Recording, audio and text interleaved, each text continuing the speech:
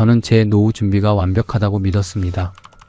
38년의 직장 생활, 대기업 부장이라는 명예로운 정년 퇴직, 거기에 두둑한 퇴직금과 연금까지 숫자로만 보면 흠잡을 데 없는 완벽한 성적표였습니다.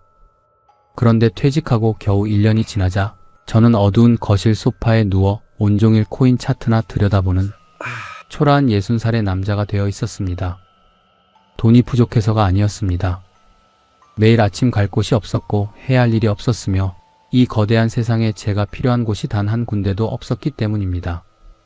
통장 잔고가 결코 채워주지 못하는 진짜 노후 대책이 무엇인지 저는 그때서야 비로소 제 온몸으로 처음 배우기 시작했습니다. 사연 시작하기 전에 구독과 좋아요, 알림 설정 부탁드립니다. 여러분의 작은 손길이 영상을 만드는데 큰 힘이 됩니다. 저는 그날을 오래도록 기억할 것 같습니다. 2023년 2월의 마지막 금요일, 8년을 다닌 회사의 마지막 날이었습니다. 그해 저는 60이었습니다. 그 아침에도 저는 평소처럼 새벽 5시 반에 눈을 떴습니다. 습관이란 게 참 무서운 겁니다. 수십 년을 그 시간에 일어나다 보니 알람 없이도 몸이 먼저 깨어나더군요. 이불 속에서 잠시 멍하니 천장을 바라봤습니다. 오늘이 마지막이구나. 그 생각이 머릿속을 스치는데 이상하게 별 감흥이 없었습니다. 그냥 오늘도 늘 하던 대로 출근해야 한다는 생각뿐이었습니다. 세수를 하고 넥타이를 맸습니다. 마지막 날이라고 해서 특별히 새 옷을 꺼내지는 않았습니다. 평소 중요한 자리에 입던 감색 정장 재킷을 골랐습니다. 거울 앞에 서서 매무새를 다듬는데 문득 이 재킷을 몇 번이나 입었나 싶더군요. 임원 보고에, 대형 계약 체결에, 또 팀원들 승진을 축하하던 자리에 이 재킷이 저와 함께 참 많은 자리를 다녔구나 싶어 잠깐 손으로 깃을 쓸어내렸습니다. 아내는 일찍부터 일어나 아침을 차리고 있었습니다. 된장국 냄새가 집안에 은은하게 퍼져 있었죠. 저는 말없이 자리에 앉아 밥을 먹었고 아내도 딱히 특별한 말을 꺼내지 않았습니다. 우리 부부는 원래 아침을 그렇게 보냈습니다. 말이 많지 않아도 어색하지 않은 그런 오랜 사이였으니까요. 다만 아내가 국을 떠주면서 툭 한마디를 건넸습니다. 오늘 퇴직식 몇 시예요? 오후 3시. 일찍 들어오겠네. 그러겠지. 그게 다였습니다. 우리는 그렇게 평범하게 마지막 출근날 아침을 보냈습니다. 지하철을 탔습니다. 러시아워 인파 속에서 손잡이를 잡고 서 있으니 주변 직장인들이 무표정한 얼굴로 저마다 핸드폰을 들여다보고 있더군요. 저도 한때는 저런 얼굴로 이 자리에 서 있었겠구나 싶었습니다. 38년 동안 이 지하철을 얼마나 탔을까요? 계산해본 적은 없지만 수천 번은 좋게 넘을 겁니다. 그런데 오늘이 마지막이라는 게 도무지 실감이 나지 않았습니다. 너무 익숙한 풍경이어서 그런지 오히려 아무렇지도 않았습니다. 회사에 도착하니 팀원들이 이미 준비를 해두었는지 부서 입구에 작은 현수막이 하나 붙어 있었습니다. 박준하 부장님 38년간 수고하셨습니다. 글씨가 조금 삐뚤더군요. 아마 막내 직원이 끙끙대며 만들었겠지요. 그 삐뚤한 글씨가 왜인지 자꾸만 눈에 밝혔습니다. 오전에는 인수인계 마무리 서류를 검토했습니다. 사실 몇 주 전부터 차근차근 정리해온 터라 할 일이 많지는 않았습니다. 후임 팀장에게 마지막 당부사항을 전달하고 남은 결제 서류 2건의 도장을 찍었습니다. 이 도장도 이제 마지막이구나 싶어 도장을 찍는 손끝이 잠시 느려졌습니다. 점심은 팀원들이 한정식 집으로 저를 데려가 줬습니다. 제가 평소 좋아하던 집이었습니다. 다들 부장님 덕분에 많이 배웠습니다. 건강하게 잘 지내세요 라며 따뜻한 덕담을 건넸습니다. 저는 고맙다는 말과 함께 남은 사람들에게 잘하라는 말을 반복했습니다. 밥을 먹으면서도 어딘가 현실 같지 않은 느낌이 계속 맴돌았습니다. 오늘 이 자리가 끝나면 내일부터는 이 사람들과 같은 공간에 있을 수 없다는 게 머리로는 알면서도 가슴에는 와닿지 않았습니다. 오후 3시 드디어 퇴직식이 시작됐습니다. 회의실에 동기들과 임원 몇 분이 자리했고 인사팀장이 감사패를 전달하며 짧은 인사말을 했습니다. 저도 준비해온 답사를 마쳤습니다. 길게 하지 않았습니다. 38년 동안 이 회사 덕분에 먹고 살았습니다. 감사합니다. 그 말로 마무리했습니다. 박수 소리가 회의실을 가득 채웠고 누군가 사진을 찍었습니다. 저는 감사패를 두 손으로 받아들고 카메라를 향해 웃었습니다. 오래 연습한 웃음처럼 아주 자연스럽게 말이죠. 사원증을 반납할 때였습니다. 인사팀 직원이 하얀 봉투를 내밀었고 저는 목에 걸고 있던 사원증 줄을 풀었습니다.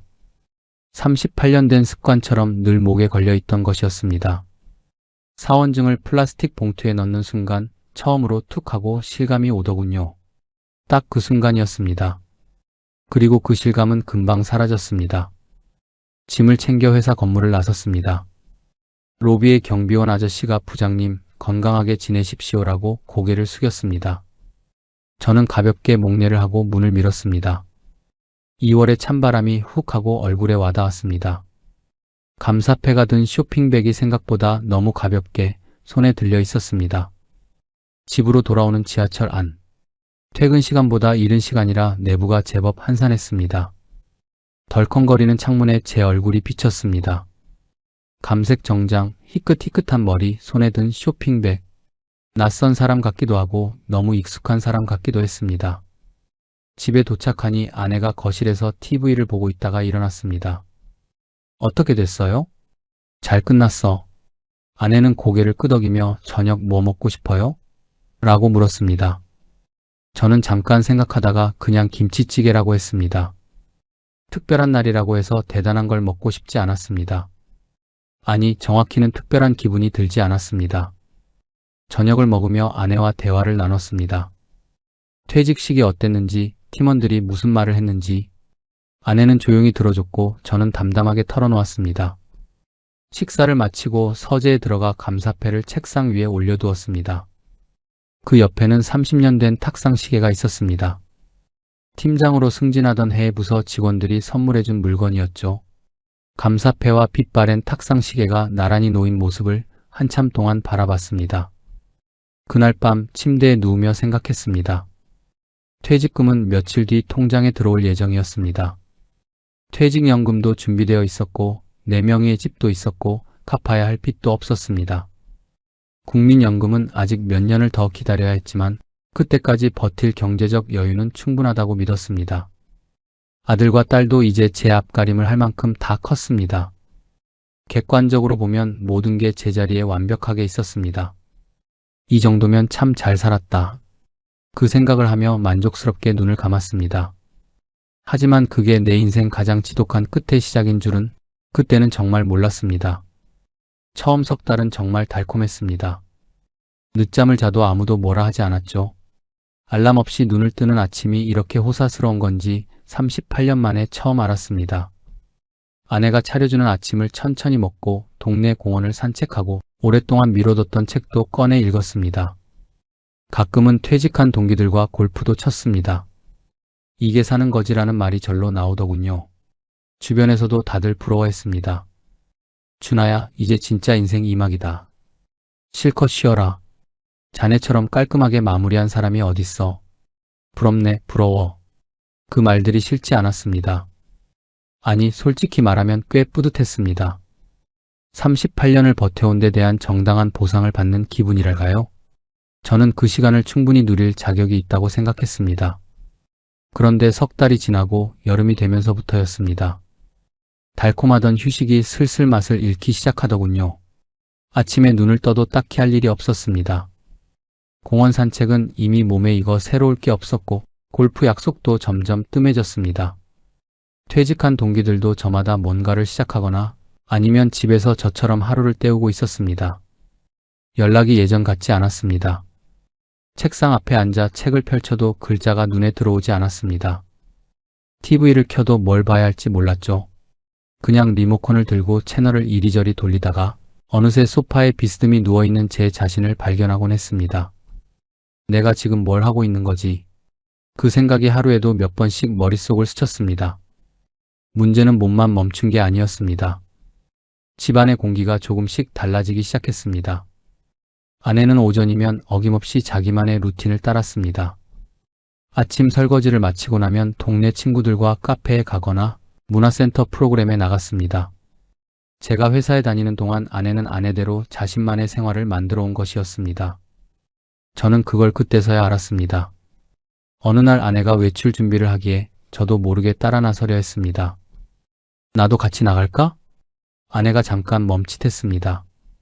아주 짧은 침묵이었지만 저는 그 침묵을 느꼈습니다. 거기 제 친구들 모임이에요. 당신이 가면 좀 어색하지 않겠어요? 틀린 말이 아니었습니다. 저도 그걸 알았습니다. 그냥 고개를 끄덕이고 소파에 다시 앉았습니다. 아내가 나가고 문이 닫히는 소리를 들으며 이상하게 가슴 한켠이 서늘해졌습니다. 집이 갑자기 너무 크게 느껴졌습니다. 사소한 마찰도 시작됐습니다. 저녁 먹고 TV를 볼 때였습니다. 저는 뉴스나 다큐멘터리를 즐겨봤는데 아내는 드라마를 보고 싶어 했습니다. 예전에는 제가 늦게 들어오거나 서재에 있는 시간이 많아서 TV는 사실상 아내 차지였습니다. 그런데 제가 하루 종일 거실에 있으니 자연스럽게 부딪히기 시작한 겁니다. 여보, 나 이거 보면 안 돼요? 나 뉴스 보고 있잖아.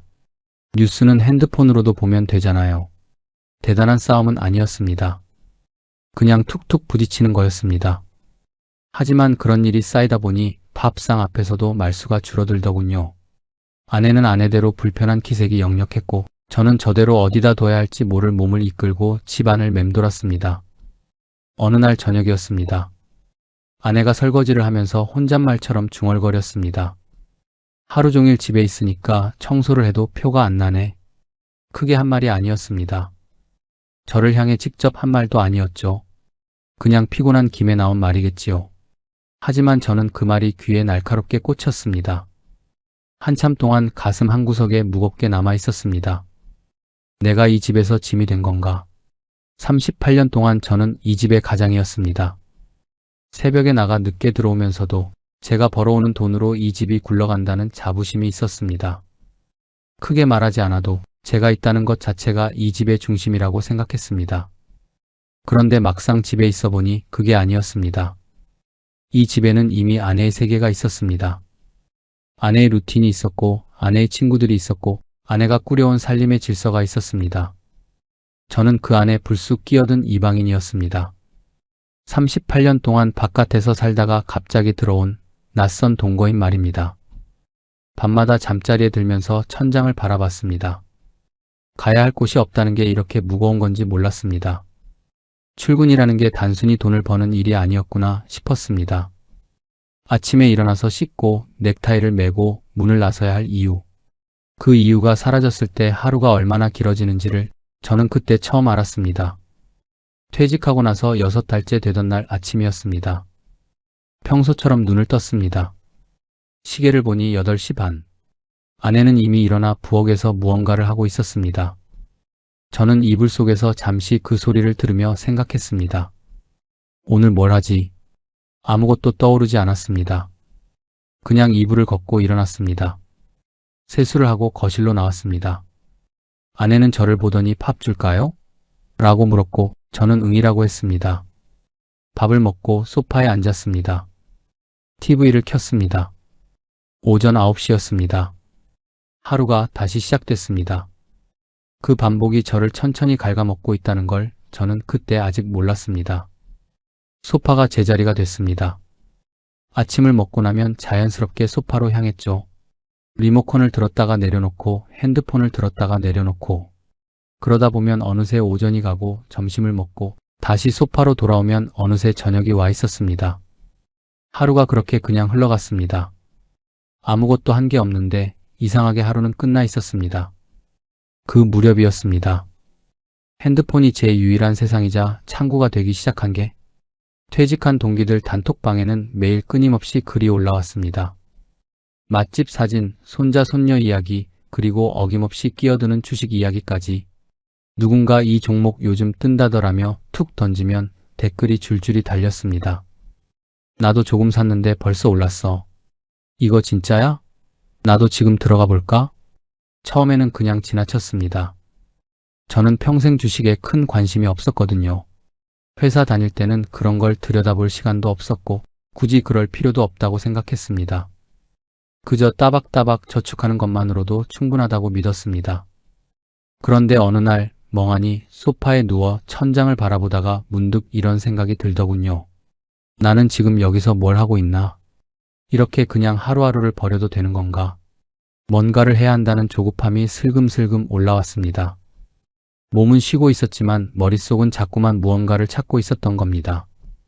38년 동안 저는 늘 결정을 내리는 사람이었습니다. 어느 거래처와 계약을 맺을지, 어느 노선을 효율화할지, 어느 팀원을 어느 자리에 배치할지, 하루에도 수십 번씩 크고 작은 판단을 내리는 게 몸에 완전히 배어 있었습니다. 그런데 지금은 오늘 점심을 뭘 먹을지 말고는 제가 결정할 게 아무것도 없었습니다. 그 지독한 허전함이 문제였습니다. 단톡방에 또 종목 이야기가 올라오던 날, 이번엔 동기 녀석이 직접 전화를 해왔습니다. 야, 준하야. 너 요즘 뭐 하냐? 맨날 집에만 있냐? 뭐, 그렇지. 야, 그러지 말고 이것 좀 한번 봐봐. 나 지난달에 꽤 짭짤했어. 어렵지도 않아. 그냥 사고 파는 거잖아. 그 말이 귀에 길게 걸렸습니다. 어렵지 않다는 말이 아니었습니다. 돈을 벌었다는 말도 아니었습니다. 집에만 있냐는 그 한마디였습니다. 누군가 제 처지를 입 밖으로 꺼내주니 제가 처한 현실이 더 선명하고 뼈아프게 보였습니다. 그날 저녁 처음으로 증권사 앱을 깔았습니다. 시작은 소액이었습니다. 잃어도 크게 상관없는 돈이라고 생각했죠. 그런데 참 신기한 게 앱을 켜고 빨갛고 파란 차트를 들여다보는 그 순간만큼은 뭔가 살아있는 느낌이 들었습니다. 숫자가 오르면 괜히 심장이 뛰며 기분이 좋아졌고 내리면 오기가 생겨 다시 들여다봤습니다. 하루에도 몇 번씩, 아니 수십 번씩 앱을 열었습니다. 코인도 시작했습니다. 주변에서 주식보다 코인이 회전이 더 빠르다는 말에 귀가 솔깃했습니다. 24시간 내내 시세 차트가 미친 듯이 요동칠 때의 그 긴장감. 그 긴장감이 제가 오래간만에 느끼는 살아있다는 감각이었습니다. 이제 아침에 눈을 뜨면 제일 먼저 핸드폰을 집어들었습니다. 시세를 확인하는 게 제 새로운 아침 루틴이 됐습니다. 아내가 눈치를 챈 건 그리 오래 걸리지 않았습니다. 요즘 핸드폰을 왜 그렇게 쳐다보고 있어요? 그냥 주식 좀 보느라고. 주식이요? 당신이요? 아내의 목소리에 놀라움과 걱정이 섞여 있었습니다. 저는 대수롭지 않다는 듯 그냥 소액이야, 걱정 말라고 툭 던졌습니다. 아내는 더 묻지 않았습니다. 하지만 그 뒤로 제가 핸드폰을 들여다볼 때마다 등 뒤로 아내의 싸늘한 시선이 느껴지곤 했습니다. 문제는 그 살아있는 것 같던 기분이 오래가지 않았다는 겁니다. 처음에 작은 수익이 가짜 자신감을 불어넣었고 그 자신감은 이내 욕심을 만들었습니다. 조금만 더, 조금만 더. 그러다 장이 반대로 꺾였습니다. 한 번, 두 번 연속으로 손해가 났습니다. 아주 큰 금액은 아니었지만 그게 문제가 아니었습니다. 잠이 오지 않았습니다. 밤에 누워서도 눈앞에 차트가 아른거렸습니다. 내일은 오를까? 더 떨어지면 어쩌지? 새벽 2시에 번쩍 눈이 떠져 핸드폰을 확인하고 다시 누워도 정신이 또렷해져 잠이 오지 않았습니다. 아내 옆에서 밤새 뒤척이다 결국 소파로 나와 어두운 거실에 혼자 멍하니 앉아있던 날이 한두 번이 아니었습니다. 그러던 어느 날 밤이었습니다. 거실 불도 켜지 않은 채 핸드폰 불빛에 얼굴을 파묻고 차트를 들여다보고 있는데 문득 제 모습이 유리에 비쳐 눈에 들어왔습니다. 어두컴컴한 거실, 시퍼런 핸드폰 불빛, 그리고 소파 구석에 쪼그리고 앉아있는 60살의 남자.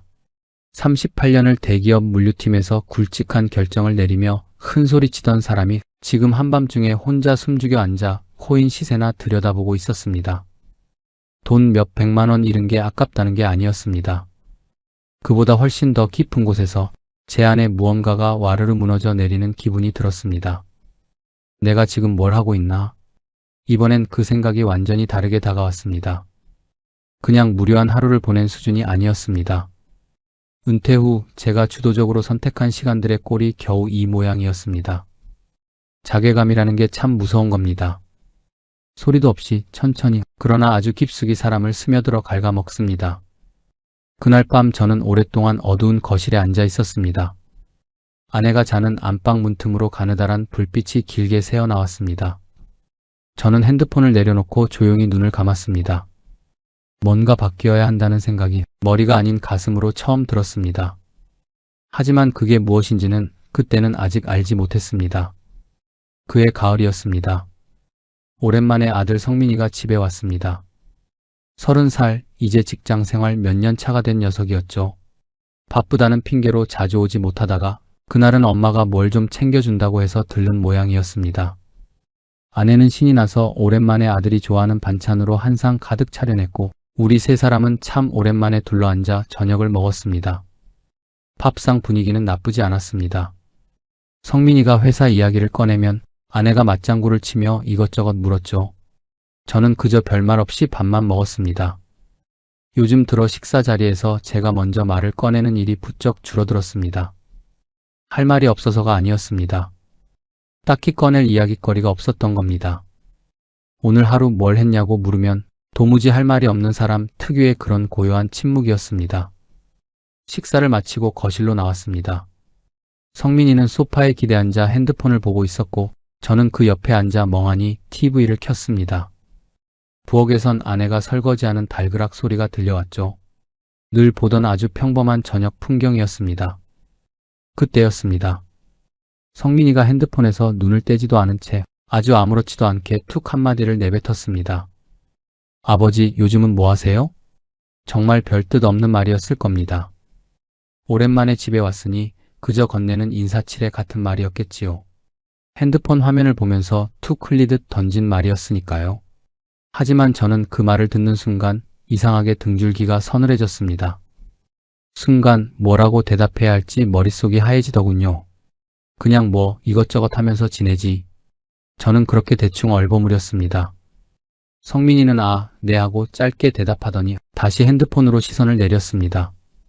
대화는 그걸로 끝이었습니다. 아들도 제 대답에 그리 큰 관심이 없었고 저 역시 이야기를 더 이어가지 않았습니다. 하지만 그 짧았던 대화가 그날 밤 오래도록 머릿속에서 지워지지 않았습니다. 아들이 돌아간 뒤였습니다. 아내는 피곤했는지 일찍 방으로 들어갔고 저는 홀로 거실에 남았습니다. TV는 켜져 있었지만 화면은 전혀 눈에 들어오지 않았죠. 성민이의 그 목소리가 귓가에 계속 맴돌았습니다. 아버지, 요즘 뭐 하세요? 그 말이 왜 그렇게 가슴에 아프게 걸렸을까요? 가만히 생각해보니 알 것 같았습니다. 그건 제게 단순한 안부 질문이 아니었습니다. 적어도 제 귀에는 그렇게 들리지 않았던 겁니다. 아버지는 지금 이 세상에서 뭘 하며 살아가고 있는 사람인가? 라는 묵직한 물음으로 들렸습니다. 그리고 저는 그 당연한 물음의 끝내 당당한 대답을 내놓지 못했습니다. 회사에 다닐 때는 완전히 달랐습니다. 누군가 제게 요즘 어떻게 지내십니까? 라고 물으면 저는 언제나 할 말이 넘쳐나던 사람이었습니다. 이번 분기 물류 시스템 개편 때문에 정신이 없다. 신규 거래처 계약이 막바지라 눈코 뜰 새 없다. 팀원 중 하나가 승진 심사 대상이라 신경이 쓰인다. 제 이름 석자 옆에는 늘 무언가가 빽빽하게 붙어 있었습니다. 직함이 있었고 역할이 있었고 제가 당장 책임져야 할 일들이 있었습니다. 그런데 지금은 박준하라는 이름 옆에 아무것도 남아있지 않았습니다. 전직 대기업 부장. 그게 전부였습니다. 지금의 저를 설명할 수 있는 말이 오직 과거의 직함밖에 없다는 서글픈 사실이 그날 밤 처음으로 제 가슴을 정통으로 찔러왔습니다. 결국 한숨도 자지 못했습니다. 새하얀 천장을 바라보며 이런저런 생각들이 끝도 없이 꼬리를 물었습니다. 나는 지금 대체 어떻게 살아가고 있는가? 매일 소파에 앉아 의미 없이 핸드폰만 들여다보고 잠을 못 자 뒤척이고 아내와 사소한 집안일로 부딪히고 이게 내가 38년 동안 땀 흘려 버텨온 삶의 결과인가? 은퇴 후의 삶이 정말 이런 껍데기 같은 모습이어야 하는 건가? 새벽 4시가 훌쩍 넘어서야 겨우 눈이 감겼습니다. 그리고 다음날 아침이었습니다. 평소보다 일찍 눈이 떠졌습니다. 아내는 아직 깊은 잠에 빠져 있었죠. 저는 조용히 일어나 세수를 하고 점퍼를 걸쳐 입었습니다. 뚜렷한 목적지가 있어서가 아니었습니다. 그저 이 숨막히는 집안에 단 1분도 더 머물고 싶지 않았습니다.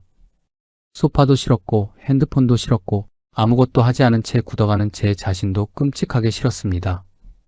현관문을 열고 밖으로 나섰습니다. 차가운 아침 공기가 훅 하고 얼굴에 닿더군요. 발길이 닿는 대로 무작정 걸었습니다. 방향도 없었고 목적지도 없었습니다. 그냥 묵묵히 걸었습니다. 이른 아침 아파트 단지를 빠져나와 큰 길을 따라 한참을 걷다 보니 어느새 동네 공원 입구에 서 있었습니다. 공원 벤치에 앉아 한참을 그냥 멍하니 있었습니다.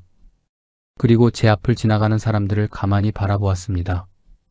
바쁜 걸음으로 출근하는 직장인들, 유모차를 끌고 나오는 젊은 엄마, 활기차게 아침 운동을 하는 어르신들, 다들 어딘가를 향해 바쁘게 걷고 있었습니다. 돌아갈 곳이 있었고, 할 일이 있었고, 삶의 목적이 있어 보였습니다. 오직 저 혼자만 그 거대한 세상의 흐름 바깥에 덩그러니 멈춰 서 있는 것 같았습니다. 얼마나 앉아 있었을까요? 해가 제법 높이 떠오를 무렵 천근만근 같은 몸을 일으켰습니다. 딱히 무언가를 결심한 것도 아니었고 기분이 나아진 것도 아니었습니다. 그저 더 이상 비참하게 앉아있기가 싫었을 뿐입니다.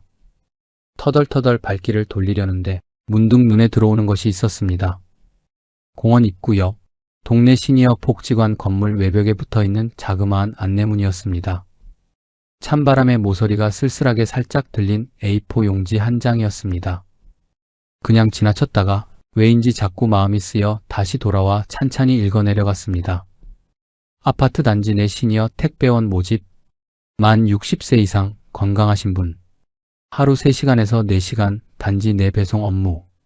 참 짧은 글이었습니다. 하지만 저는 그 종이 앞에 한참 동안 얼어붙은 듯 서 있었습니다. 가장 먼저 머릿속을 스친 생각은 당연히 거부감이었습니다.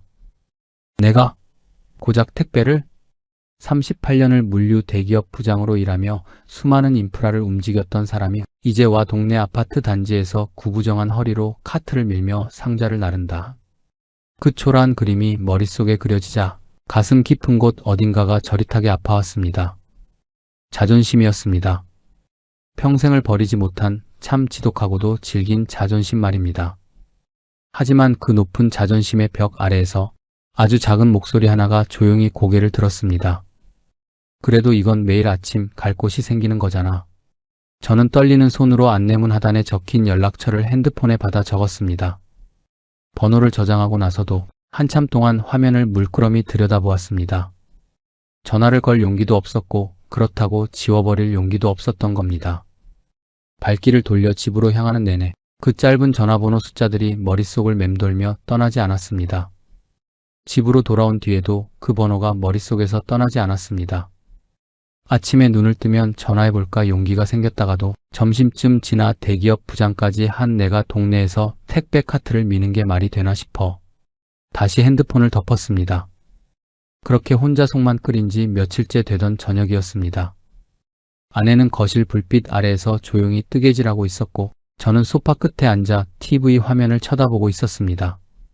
하지만 사실 눈에는 아무것도 들어오지 않았습니다. 머릿속은 온통 그 전화번호 생각뿐이었죠. 한참을 혼자 망설이다가 결국 툭 입을 열었습니다. 여보. 아내가 뜨개질하던 손을 멈추지 않은 채 눈만 살짝 들어 저를 바라봤습니다. 나 동네에서 하는 시니어 택배 그거 한번 해볼까 싶어. 말을 꺼내놓고 나서 저도 모르게 마른 침을 삼키며 아내의 표정을 살폈습니다. 사실 그 순간 저는 속으로 아내가 뭐라고 한마디 해주기를 간절히 기대하고 있었습니다. 아니, 솔직히 말하면 기대가 아니라 애처로운 바람이었습니다. 말려주길 바랐던 겁니다. 당신의 체면이 있지 대기업 부장까지 지낸 사람이 왜 그런 일을 해요? 우리 그 정도로 먹고 살기 쪼들리지 않잖아요. 저는 그런 말을 듣고 싶었던 겁니다. 화를 내서라도 제 왕년의 자존심을 간신히 붙잡아주길 바랐는지도 모릅니다. 아직도 당신은 그런 험한 일을 할 사람이 아니라고 누군가 제발 대신 말해주기를 바랐던 겁니다. 그런데 아내는 뜨개질 코를 묵묵히 하나 넘기고 나서 아주 담담하게 외마디를 던졌습니다. 여보, 당신 좋으면 한번 해봐요. 그게 다였습니다. 목소리에 화도 없었고 걱정도 없었습니다. 말리는 기색도 그렇다고 크게 놀라는 기색도 전혀 없었습니다. 그저 담담하고 짧은 9글자였습니다. 저는 순간 아무 말도 잊지 못했습니다. 그래. 알았어. 그렇게 헛기침을 하며 다시 TV로 고개를 돌렸습니다. 아내도 아무 일 없었다는 듯 다시 뜨개질을 이어갔죠. 거실에는 여전히 무의미한 TV 소리만 웅웅대며 흘렀습니다. 겉보기엔 아무것도 달라진 게 없는 평범한 풍경이었습니다. 하지만 저는 그 순간부터 가슴속 깊은 어딘가가 묘하게 와르르 허물어지기 시작하는 걸 느꼈습니다. 그날 밤이었습니다. 아내는 일찍 잠자리에 들었고 저는 또다시 어두운 거실에 홀로 남았습니다.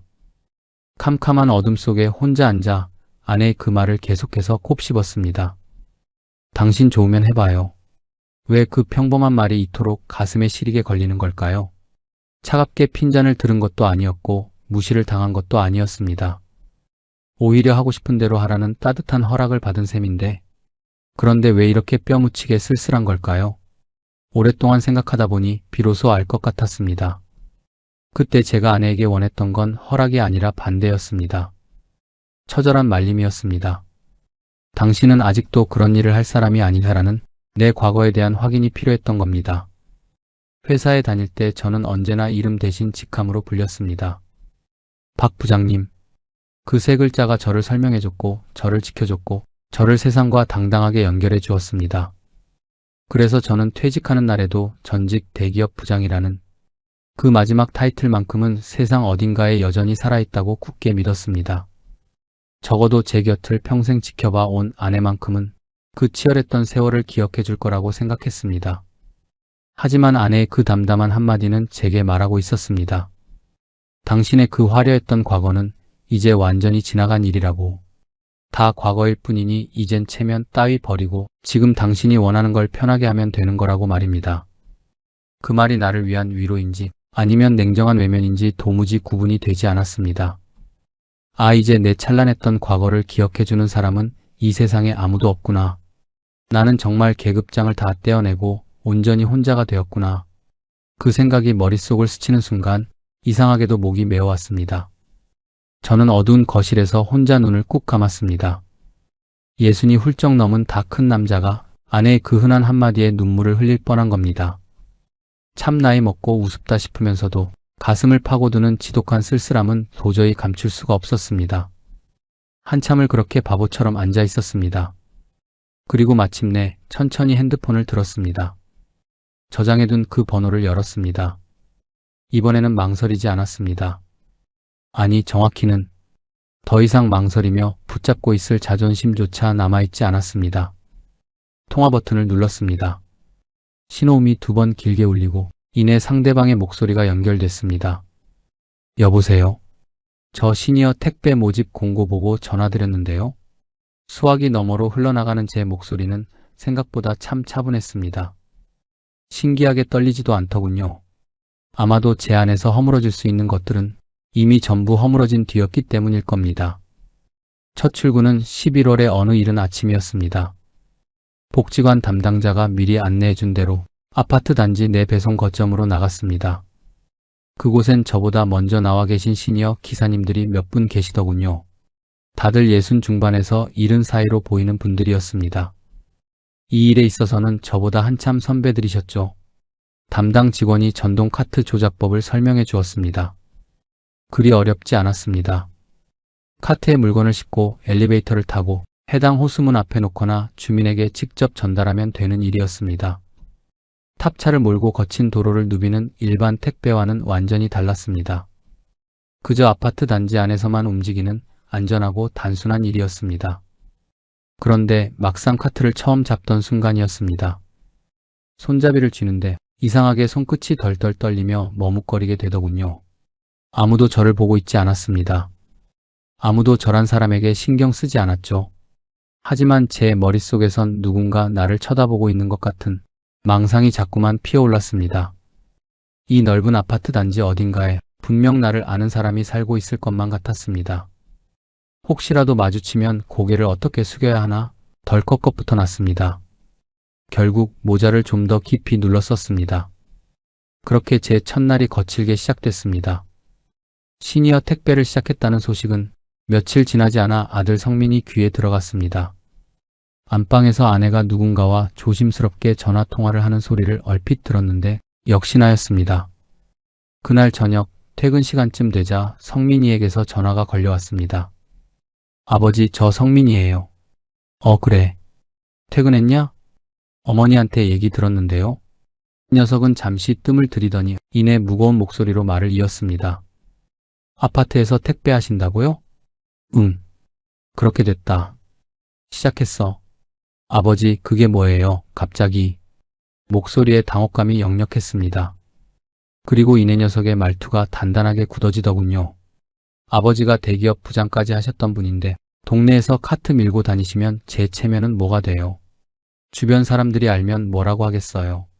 제가 한 달에 용돈 더 챙겨드릴 테니까 제발 그냥 집에서 편하게 쉬세요. 저는 잠시 아무 말도 하지 못했습니다. 성민이의 말이 아주 틀린 건 아니었으니까요. 저 역시 불과 몇 달 전까지는 그 빌어먹을 자존심 때문에 밤잠을 설치며 망설였었으니까요. 하지만 자식의 입에서 그날 선 말들을 직접 전해 듣는 순간 묘하게 요동치던 감정이 가라앉는 느낌이 들었습니다. 화가 난 게 아니었습니다. 이상하리만치 마음이 차분하고 담담해졌습니다. 성민아, 네, 아버지. 아버지가 당장 쓸 돈이 없어서 이 일을 하는 게 아니란다. 수화기 너머로 짧은 침묵이 흘렀습니다. 그럼 대체 왜 하시는데요? 저는 잠시 생각에 잠겼습니다. 뭐라고 설명해야 이 젊은 녀석이 이해할 수 있을까요? 내겐 당장 내일 아침 갈 곳이 필요했다고, 신발끈을 묶고 현관문을 나설 핑계가 필요했다고. 그 처절했던 말들이 30살짜리 아들의 가슴에 얼마나 와닿을지 알 수 없었습니다. 그냥 아버지가 하고 싶어서 하는 거야. 성민이는 더 이상 저를 말리지 않았습니다. 저 역시 굿되어 더 변명하듯 설명하지 않았죠. 몇 초간의 서늘한 침묵이 흐른 뒤 전화는 툭 끊겼습니다. 수화기를 내려놓고 거실에 잠시 멍하니 앉아 있었습니다. 서운하지 않았다면 거짓말이겠지요. 하지만 그 서운함보다 제 안에서 더 강하게 차오르는 깨달음이 있었습니다. 내 인생에서 계급장이 필요했던 건 회사 다닐 때뿐이었구나. 그 생각이 조용히 그러나 아주 또렷하게 제 가슴 속에 자리를 잡았습니다. 그로부터 며칠 뒤 이번엔 딸 지연이에게서 톡이 하나 왔습니다. 아빠, 오빠한테 얘기 들었어요. 아빠가 하고 싶으면 하는 거지 뭐. 난 우리 아빠 응원해. 참 짧은 문자였습니다. 저는 침대에 누워 그 문장을 한참 동안 들여다보았습니다. 그리고 저도 모르게 혼자 피식 웃음이 터져 나왔습니다. 27살짜리 어린 딸내미가 60 넘은 늙은 아비한테 응원한다는 문자를 보내다니 우습기도 하면서 이상하게 가슴 한구석이 뜨끈해지며 고마웠습니다. 그래, 잘 지내고 있다. 그렇게만 툭 답장을 보냈습니다. 아들과의 관계는 그 뒤로 한동안 참 어색했습니다. 자연스럽게 전화가 뜸해졌죠. 성민이는 제가 여전히 매일 아침 일을 나가고 있다는 걸 알면서도 다시는 택배 이야기를 꺼내지 않았습니다. 저 역시 먼저 말을 꺼내지 않았습니다. 서로 빤히 알면서도 모르는 척 비껴가는 그런 서먹한 시간이 흘러갔습니다. 하지만 저는 그 어색함이 풀리기만을 하염없이 기다리며 주저앉지 않았습니다. 매일 아침 묵묵히 카트를 끌고 단지 안을 걸었습니다. 모자를 눈썹까지 깊이 눌러쓰던 첫날과 달리 어느새 새벽 공기를 마시며 모자를 까닥하게 올려 쓰게 되었습니다. 아는 얼굴을 만나면 어쩌나 하던 숨막히던 긴장감도 매일 땀을 흘리다 보니 조금씩 씻겨 내려갔습니다.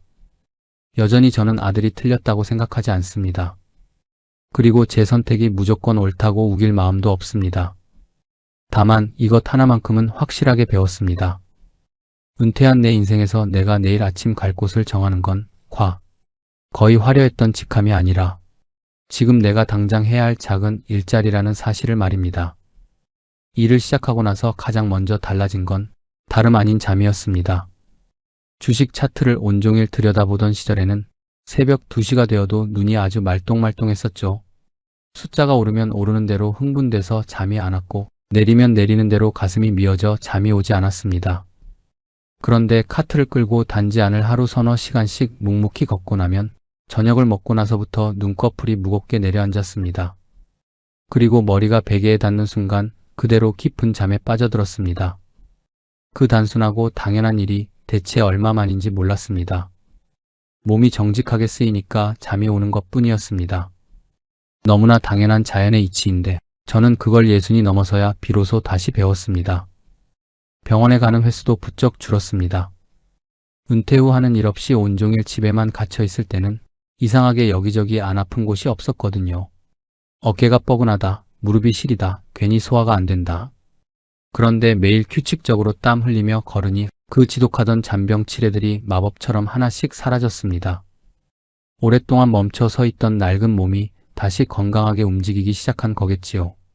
아내도 제 변화를 느꼈는지 어느 날 밥상 머리에서 슬쩍 한마디를 건넸습니다. 요즘 얼굴이 좀 밝아진 것 같아요. 별것 아닌 툭 던진 말이었습니다. 하지만 저는 그 한마디가 이상하게 온종일 가슴에 맴돌았습니다. 일이 조금씩 익숙해지면서 마주치는 아파트 주민들과도 자연스럽게 눈을 마주치게 됐습니다. 처음에는 누가 알아볼까봐 모자를 푹 눌러 쓰고 시선을 피하기 급급했는데 어느 순간부터는 주민들을 보면 먼저 가볍게 고개를 끄덕이게 되더군요. 주민들도 그런 저를 반갑게 맞아주었습니다. 기사님, 오늘도 수고하시네요. 날씨가 많이 추운데 고생이 많으십니다. 기사님 덕분에 늘 편하게 받아요. 감사합니다. 처음엔 그 다정한 말들이 참 간지럽고 어색했습니다. 기사님이라는 낯선 호칭도 입에 붙지 않았죠. 저는 평생을 박 부장님으로 불리며 대접받던 사람이었으니까요. 그런데 어느 날부터인가 주민들이 건네는 그 흔한 감사합니다라는 말이 제 귀에 완전히 다르게 들리기 시작했습니다. 회사에서 수십 명의 엘리트 팀원들을 이끌 때도 수십억짜리 대형 계약을 성사시킬 때도 물론 큰 보람이 있었습니다. 하지만 그건 늘 차가운 숫자와 성과로만 측정되는 보람이었죠. 몇 퍼센트의 효율이 올랐고 매출이 얼마나 늘었고 그런 삭막한 보람 말입니다. 그런데 지금 귀로 듣는 이 감사합니다는 완전히 달랐습니다. 거기엔 숫자가 없었습니다. 그 어떤 자료도 측정할 수 없었죠. 그저 오늘 이 자그마한 상자 하나가 이 집 문 앞에 제때 안전하게 닿았고 그게 누군가의 하루의 작은 편의가 되었다는 것. 정말이지 그것뿐이었습니다.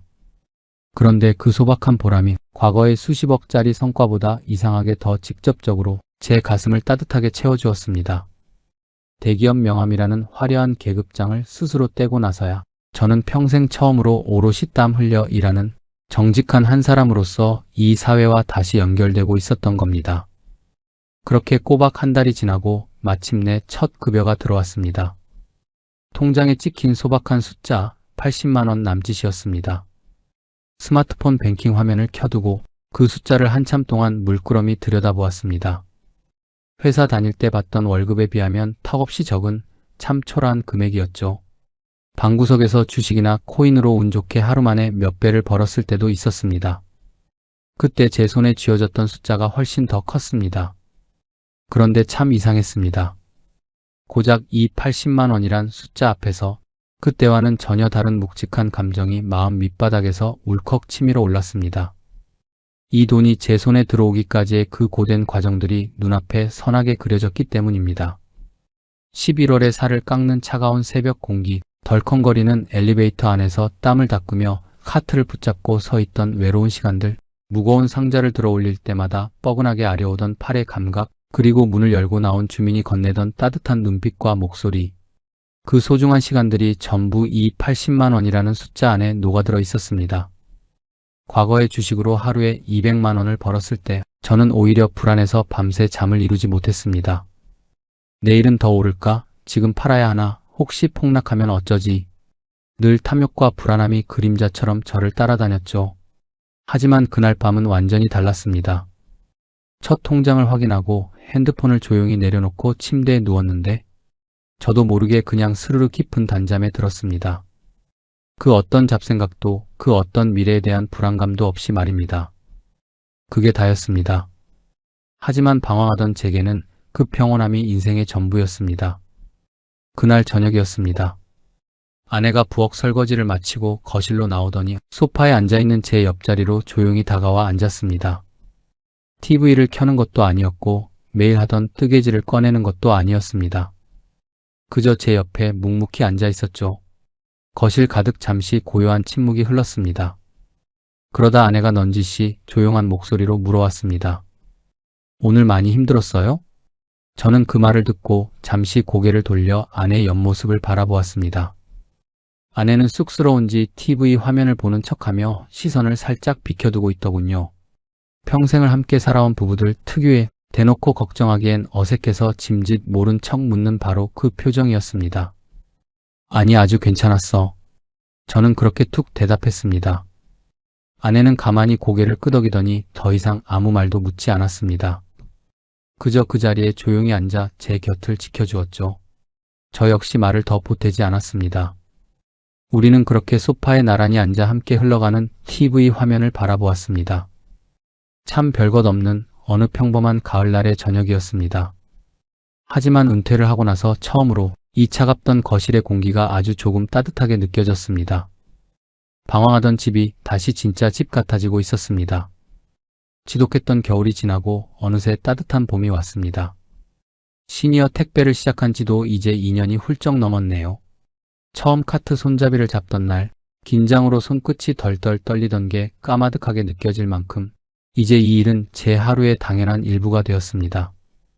아침에 눈을 뜨면 이젠 자연스럽게 몸이 먼저 출근 준비를 합니다. 세수를 하고 아내가 차려준 간단한 아침을 먹고 운동화 끈을 단단히 묶습니다.